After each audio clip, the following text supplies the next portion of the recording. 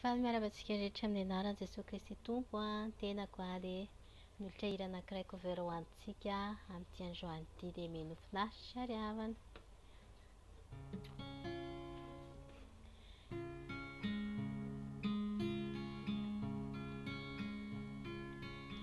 Tanoa iray malalo ny hoe ho any ilanao mandraky izay no fifaliko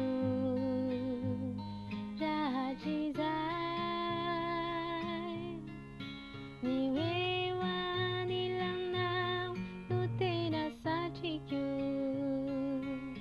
mandraky izay ho anao efa mihony varavara ny foko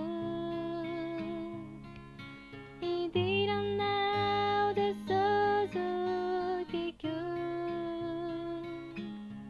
aza mandao ny trano nomaniko anao tiako itoeranao mandraky izay. Diohy ny foko omendrika anao Jesosy io hahatamana ny toeranao any.